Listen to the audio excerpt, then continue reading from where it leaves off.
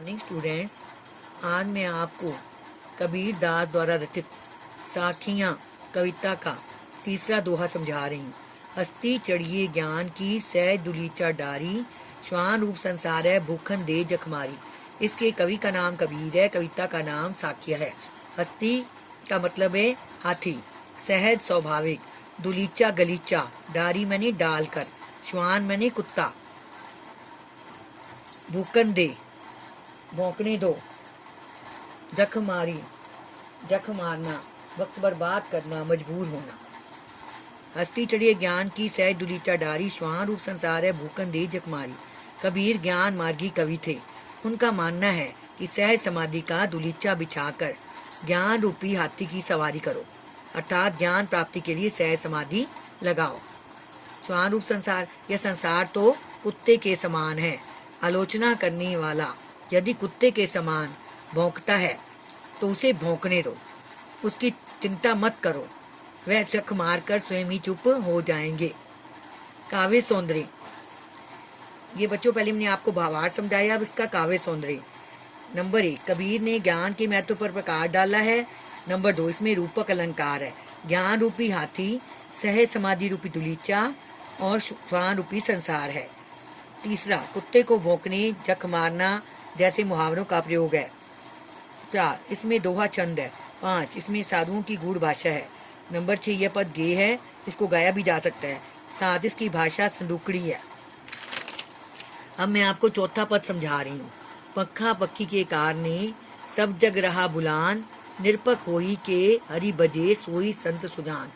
पक्खा पक्षी, पक्ष विपक्ष, कारणे कारण, जग संसार, बुलान बुला हुआ, निरपक निरपेक्ष निष्पक्ष, सोई वही, सुजान ज्ञानी। इसमें पक्का पक्की के कारणे सब जग रहा बुलान, निरपक होई के हरि बजे सोई संत सुजान। कबीर जी कहते हैं कि आज सारा संसार पक्ष विपक्ष के चक्कर में पड़ गया है। लोग तर्क वितर्क के चक्कर में ईश्वर को भूल गए हैं। सच्चा संत वही है, सच्चा संत वही है जो निष्पक्ष होकर ईश्वर का भजन करता है। फिर देखो, कबीर कहते हैं आज सारा संसार पक्ष विपक्ष में पड़ गया है। लोग तर्क वितर्क के चक्कर में ईश्वर को भूल गए हैं। सच्चा संत वही है, सच्चा संत वही है जो निष्पक्ष होकर ईश्वर का भजन करता है। काव्य सौंदर्य। नंबर 1, संप्रदाय या सांप्रदायिक भेदभाव को कवि ने भटकाने वाला कहा है। नंबर 2, ईश्वर को पाने के लिए संकीर्ण भेदभाव से ऊपर उठने की आवश्यकता है। नंबर 3, सोई संत सुजान में अनुप्रास अलंकार है, क्योंकि इसमें सा वर्ण की आवृत्ति हुई है। नंबर 4, इसमें दोहा चंद है, इसमें 2 लाइनें हैं, दोहा चंद है। 5, इसकी भाषा संदूकड़ी है। 6, यह पद गेय है, इस पद को गाया भी जा सकता है। 5वां, हिंदू मुआ राम कही, मुसलमान खुदाई, कहे कबीर सो जीवता, जो दो के निकट ना जाई। मुआ मैंने मरा, नकारा, खुदाई खुदा को, खुदाई खुदा को, जीवित रहता है, जीवता जीवित रहता है, तो दुहु मैंने दोनों। इसमें कबीर दास जी कहते हैं कि ईश्वर तो राम खुदा से भिन्न है, उसे जान लेने वाला अमर हो जाता है। हिंदू राम का नाम लेकर मरता है, मुसलमान खुदा का नाम लेकर मरता है।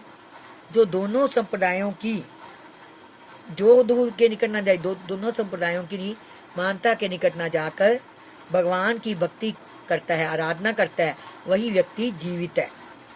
फिर देख लो, कबीर का मानना है कि ईश्वर तो राम खुदा से भिन्न है, उसे जान लेने वाला अमर हो जाता है। हिंदू राम का नाम लेकर जीता है और मुसलमान खुदा का नाम लेकर जीता है। जो दोनों संप्रदायों की मानता के निकट न जाकर भगवान की आराधना करता है, वही व्यक्ति जीवित है। काव्य सौंदर्य। जो व्यक्ति राम और रहीम में फर्क नहीं करता वही धन्य है। नंबर 2, हमें सभी धर्मों का आदर करना चाहिए। नंबर 3, इसकी भाषा संदूकड़ी है। नंबर 4, इसमें दोहा छंद है। 6, काबा फिरी काशी बया, रामई बया रहीम, मोट चून मैदा बया, बैठी कबीरा जीम। काबा मुसलमानों का पवित्र स्थान है। तीर्थ है। काशी, काशी। मोटा, मोट मैंने मोटा, चून मैंने आटा, जीव मैंने भोजन। काबा फिरी काशी बया रामई बया रहीम, मोट चून मैदा बया बैठी कबीरा जीव।